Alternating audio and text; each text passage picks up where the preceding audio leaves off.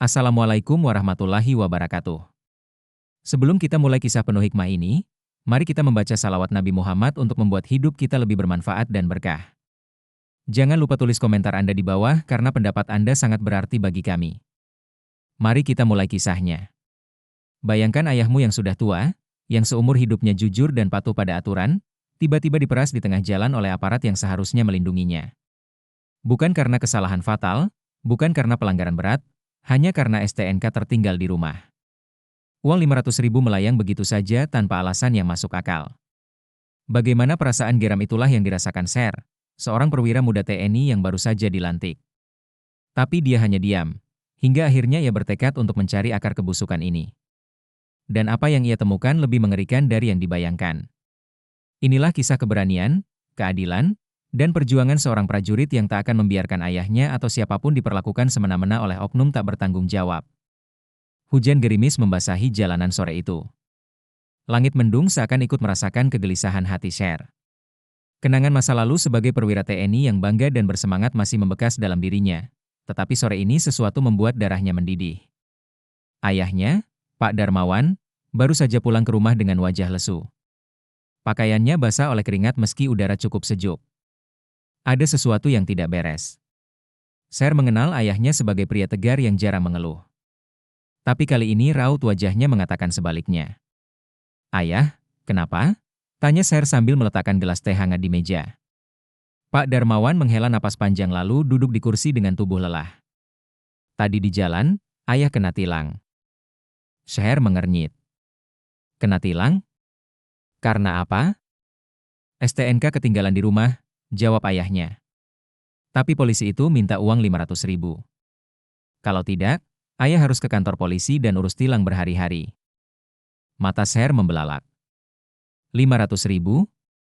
Ayah kan tidak melakukan pelanggaran berat. Sher merasakan dadanya bergejolak antara marah, sedih, dan kecewa. Sebagai seorang perwira TNI, ia telah disumpah untuk membela keadilan dan kebenaran. Tapi hari ini, ketidakadilan itu terjadi tepat di depan matanya, menimpa orang yang paling ia cintai. Ini bukan tentang uang. Ini tentang moral. Tentang bagaimana orang kecil seperti ayahnya dipaksa tunduk pada kekuasaan yang seharusnya melindungi, bukan menindas. Sher berdiri tegak, matanya menatap lurus ke depan. "Ayah, beritahu Sher siapa polisi itu, di mana mereka berada." Pak Darmawan ragu, tapi melihat tekad menyala di mata putranya, ia tahu Sher tidak akan tinggal diam. Aparat yang seharusnya menegakkan hukum malah menyalahgunakan wewenang, maka sudah saatnya seseorang melawan. Dan orang itu adalah Sher. Malam itu, Sher duduk di meja makan dengan secangkir kopi yang hampir dingin. Pikirannya terus berkecamuk, mengingat setiap detail kejadian. "Ayah, pas itu ayah sedang lewat di jalan atau berhenti?" tanya Sher. "Sedang lewat saja." Tapi karena ada polisi yang melambaikan tangan, ya ayah nurut. Sher mendengarkan dengan saksama. "Terus mereka tanya surat-surat?" "Iya." Pas ayah bilang STNK ketinggalan, salah satu dari mereka langsung berubah raut wajahnya. Dia bilang ini pelanggaran berat dan ayah harus ikut ke kantor polisi. Ayah bilang bisa ambil ke rumah, tapi mereka tidak mau. Lalu salah satu dari mereka membisikkan, kalau mau cepat selesai, bayar di tempat saja, 500.000.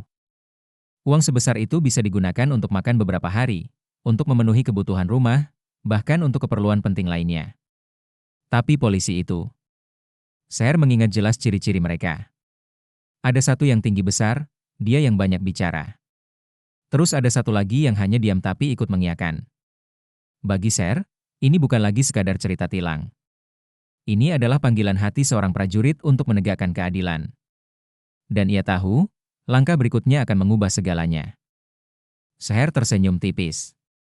Hukum harus ditegakkan. Polisi yang baik pasti akan melakukannya. Ia kemudian mengambil buku catatan lusuh dan mulai menyusun rencana untuk memahami bagaimana para oknum itu beroperasi. Jika perlu, ia akan mengumpulkan lebih banyak bukti. Sher tidak akan membiarkan hal ini berlalu begitu saja. Pagi itu, Sher sudah bersiap. Ia mengenakan pakaian santai, kaos putih polos, jaket hitam, dan celana jeans agar tidak mencolok.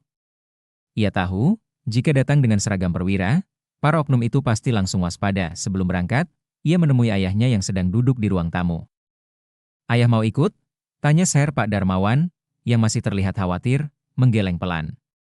Sher tersenyum kecil. Tak perlu, yah. Sher cuma mau lihat-lihat dulu, tidak akan macam-macam. Pak Darmawan menghela napas, lalu mengangguk. Hati-hati, nak. Sher berangkat sendiri dengan motor menuju lokasi razia tempat ayahnya ditilang kemarin. Butuh waktu sekitar 30 menit sebelum akhirnya ia sampai di perempatan yang dimaksud. Benar saja, di pinggir jalan ada 3 orang polisi lalu lintas dengan rompi hijau. Salah satunya tinggi besar, satunya agak gemuk, dan satu lagi terlihat lebih muda. Persis seperti yang diceritakan ayahnya, Sher memarkir motornya agak jauh lalu mengamati mereka dari kejauhan. Ia ingin melihat bagaimana mereka bekerja, bagaimana mereka memilih target, dan apakah kejadian seperti yang dialami ayahnya juga terjadi pada orang lain. Tak butuh waktu lama, seorang pria tua dengan motor butut melintas. Salah satu polisi langsung melambaikan tangan, menyuruhnya menepi. Sher memperhatikan dengan seksama. Pria itu tampak kebingungan saat mereka menanyakan surat-suratnya. Dari gerak-geriknya terlihat gelisah, mungkin karena ada sesuatu yang kurang. Polisi bertubuh tinggi besar mulai berbicara dengan nada tinggi. Sher mengerutkan dahi, mencoba membaca gerakan bibirnya. Kalau nggak mau ribet, selesaikan di sini saja, kata si polisi sambil mengusap janggutnya. Pria tua itu mengeluarkan dompetnya dengan tangan gemetar.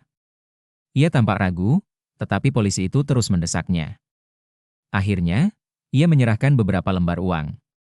Polisi itu menerimanya dengan santai, seolah hal itu sudah biasa. Sher mengepalkan tangannya.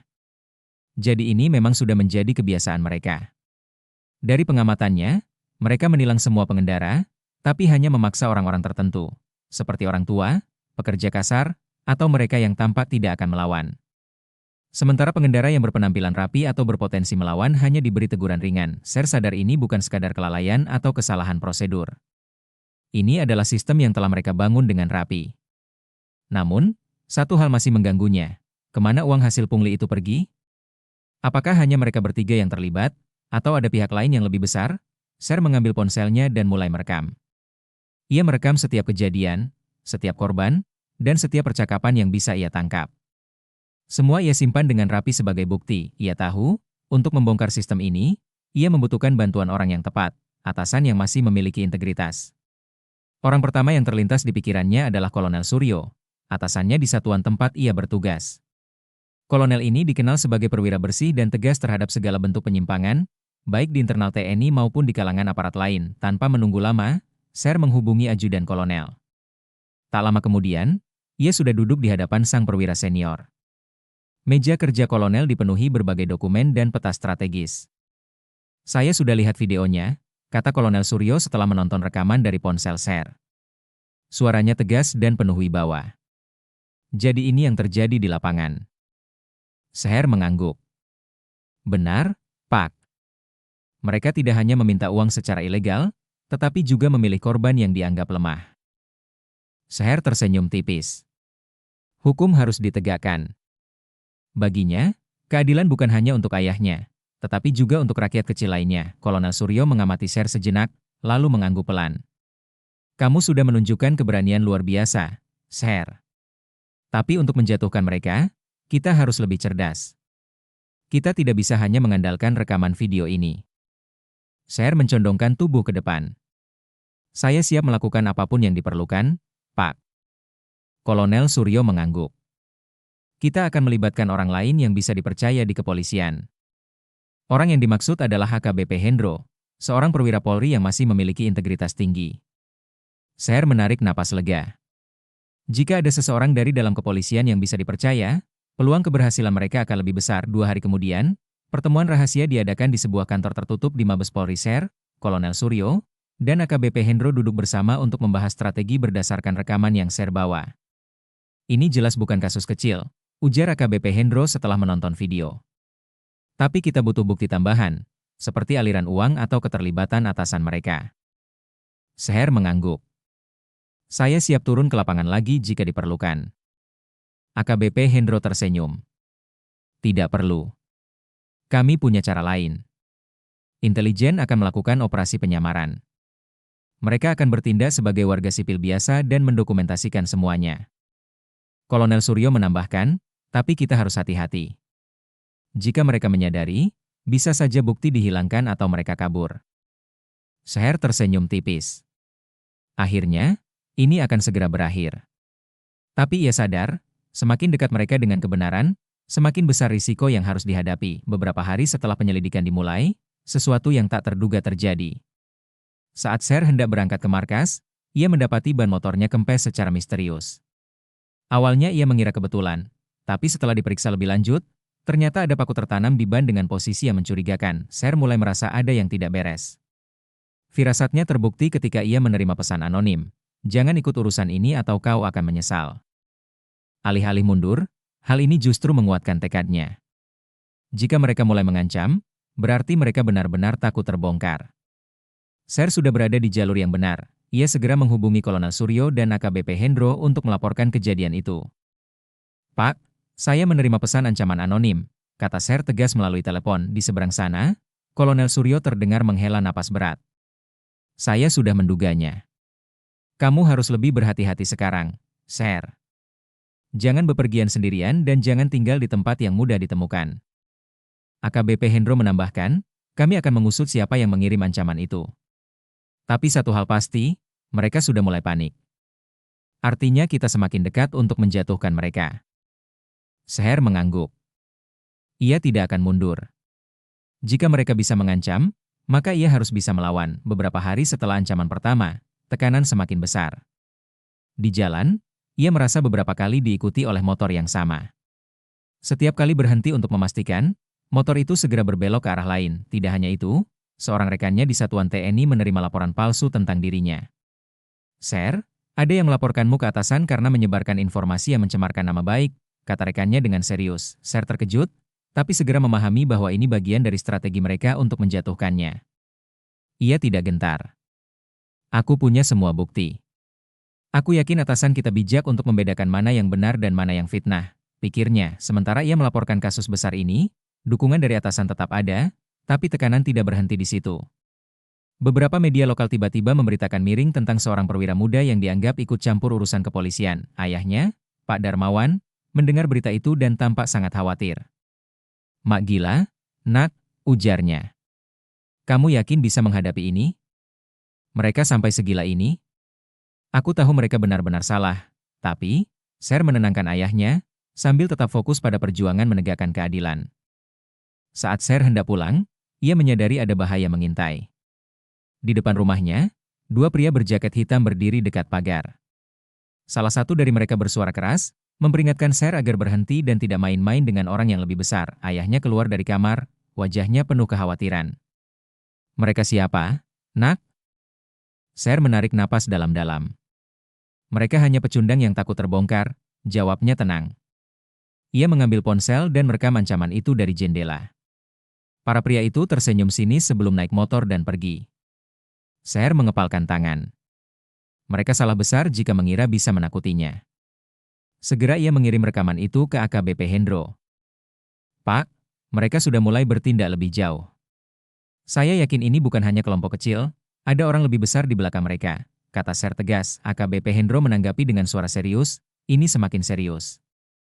Kita tidak bisa menunggu lebih lama. Aku akan memulai operasi tangkap tangan. Sher mengangguk. Ia tahu pertarungan ini akan mencapai puncaknya. Ancaman itu bukannya membuatnya gentar, justru membakar semangatnya untuk menegakkan keadilan. Keesokan paginya, Sher bertemu dengan AKBP Hendro dan Kolonel Suryo untuk menyusun rencana operasi. Kita harus menangkap mereka saat melakukan pungli. Itu akan menjadi bukti yang tak bisa mereka sangkal, kata AKBP Hendro dengan tatapan serius.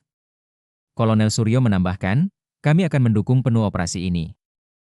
Target utama adalah beberapa oknum polisi lalu lintas yang sering melakukan pungli di titik tertentu. Sher berperan sebagai pengamat di lapangan, sementara AKBP Hendro dan timnya akan menangkap mereka begitu bukti cukup terkumpul. Selama beberapa hari, Sher mengamati pola kerja para oknum. Mereka selalu mengincar pengendara yang tampak tak berdaya, meminta uang dengan alasan dibuat-buat, dan membagi hasilnya dengan atasan mereka. Sher mencatat semuanya menggunakan kamera kecil tersembunyi dan mendapatkan kesaksian dari para korban yang berani berbicara. Semua bukti diserahkan ke AKBP Hendro, yang semakin yakin operasi tangkap tangan harus segera dilakukan. Hari operasi pun tiba. Sher duduk di dalam mobil bersama seorang rekannya yang menyamar sebagai pengemudi biasa. Mereka sengaja membuat skenario agar rekannya lupa membawa STNK, untuk memancing para pelaku. Benar saja, salah satu oknum polisi menghentikan mereka. Selamat siang, Pak, bisa lihat surat-suratnya? Tanya polisi itu dengan wajah serius. Rekan Sher pura-pura gugup. Aduh, Pak, sepertinya STNK saya ketinggalan di rumah. Polisi itu tersenyum tipis. Wah, bisa berabe ini, Pak. Kalau sesuai aturan, kendaraan harus kami amankan. Sher mengamati dari dalam mobil. Polisi itu menambahkan sambil menengok ke kiri dan kanan, bisa kita atur supaya lebih mudah daripada kena tilang. Sher segera mengaktifkan komunikasi dan memberi tanda ke AKBP Hendro. Tim, maju sekarang. Para polisi yang melakukan pungli terkejut. Wajah mereka pucat pasi, mencoba menyangkal, tapi Sher keluar dari mobil sambil menunjukkan rekaman bukti. Anda tertangkap basah. Semua yang Anda lakukan sudah terekam. Para polisi lain yang ikut terlibat juga ditangkap satu persatu. Beberapa mencoba menghindar, tapi tim yang sudah bersiap langsung mengamankan mereka. Suasana tegang berubah menjadi sorak keadilan. Masyarakat di sekitar mulai berkumpul, menyaksikan para oknum polisi akhirnya ditangkap. Akhirnya ada yang berani menindak mereka, seru seorang warga. Semoga ini jadi pelajaran bagi yang lain, sahut yang lain. Sher merasakan lega luar biasa. Semua kerja kerasnya membuahkan hasil. Namun, ini belum selesai. Para oknum masih harus menghadapi pengadilan, dan yang lebih penting, ia harus memastikan sistem yang memungkinkan korupsi ini benar-benar dihancurkan. Operasi penangkapan Sher belum selesai. Masih ada tahap penting untuk memastikan keadilan ditegakkan sampai akhir. Para oknum polisi yang tertangkap dibawa ke kantor kepolisian untuk diperiksa. Penyidik menginterogasi mereka satu persatu. Beberapa mulai mengakui perbuatannya, sementara ada yang mencoba menyangkal. Namun berkat rekaman dan kesaksian korban yang dikumpulkan oleh Sher dan timnya, bukti di pengadilan sangat kuat. Berita tentang skandal pungli ini menyebar luas, menarik perhatian masyarakat. Di ruang sidang, Sher duduk tenang di antara para saksi. Ayahnya yang dulu menjadi korban juga hadir untuk memberikan kesaksian. Dengan suara tegas, ia menceritakan bagaimana ia diperas hanya karena STNK tertinggal di rumah. Jaksa kemudian menghadirkan bukti rekaman yang dikumpulkan Sher dan timnya.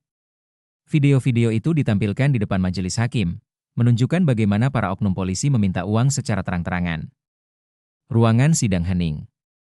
Para terdakwa tertunduk, menyadari tidak ada lagi celah untuk berkelit. Hakim berbicara tegas, berdasarkan bukti dan kesaksian yang ada, tidak diragukan lagi para terdakwa telah melakukan penyalahgunaan wewenang dan pemerasan terhadap masyarakat. Pengadilan kemudian menjatuhkan hukuman, beberapa oknum diberhentikan secara tidak hormat, sementara pelaku utama dijatuhi hukuman penjara. Keputusan ini disambut lega dan haru oleh Sher serta semua korban pungli yang hadir. Setelah sidang, Sher mendekati ayahnya. Ayah, sudah tidak perlu khawatir lagi. Mereka sudah mendapat hukuman yang pantas, kata Sher. Ayahnya tersenyum bangga. Kamu benar-benar anak yang luar biasa. Ayah bangga padamu, ujarnya. Sher menyadari perjalanan menegakkan keadilan masih panjang, tapi hari ini ia membuktikan bahwa kebenaran selalu memiliki tempat. Lebih dari sekadar menghukum pelaku, Sher ingin peristiwa ini menjadi titik awal perubahan besar. Kasus ini menjadi peringatan bagi semua aparat. Kepercayaan rakyat harus dijaga, bukan disalahgunakan. Dengan tekad kuat, ia berjanji bahwa ini bukan akhir, melainkan awal perjuangannya menegakkan keadilan. Nama Sher mulai dikenal luas, media nasional menyoroti keberaniannya membongkar praktik pungli. Dukungan masyarakat mengalir, terutama dari mereka yang pernah menjadi korban tapi tak berani bersuara. Namun bagi Sher, penghargaan dan pujian bukan tujuan utama. Ia fokus menegakkan keadilan dan memberikan contoh bahwa tidak ada yang kebal hukum, bahkan aparat sekalipun. Kasus ini menjadi tamparan bagi institusi kepolisian. Beberapa pejabat tinggi mengeluarkan kebijakan baru untuk memperketat pengawasan petugas di lapangan. Pelatihan moral dan etika bagi polisi diperkuat agar mereka memahami tugas sebagai pelayan masyarakat, bukan pemeras rakyat. Sher juga diundang ke kepolisian untuk berbicara di hadapan perwira dan calon polisi, menekankan pentingnya tanggung jawab terhadap rakyat kecil. Kisah ini menjadi pengingat bahwa masyarakat juga memiliki hak untuk menolak ketidakadilan. Banyak yang selama ini pasrah menghadapi pungli kini berani melapor. Kesadaran masyarakat meningkat, dan komunitas mulai terbentuk untuk mengawasi pelayanan publik agar lebih transparan dan akuntabel. Bagi ayahnya, ini adalah arti keberanian yang tak pernah ia duga. Sher menjadi sosok inspiratif, membuktikan bahwa menegakkan keadilan bukan hanya untuk satu kali, tapi harus terus diperjuangkan sepanjang hayat. Kisah Sher mengajarkan bahwa keberanian menegakkan kebenaran adalah kunci untuk mengubah dunia. Tak perlu kekuasaan besar, cukup tekad, kejujuran, dan kepedulian terhadap sesama untuk membuat perbedaan. Ini adalah pengingat bahwa keadilan bukan hanya tugas aparat, tapi tanggung jawab semua pihak. Jangan lupa tinggalkan komentar di bawah dan bagikan cerita ini kepada orang-orang terdekat. Terima kasih telah menonton. Sampai jumpa di cerita berikutnya.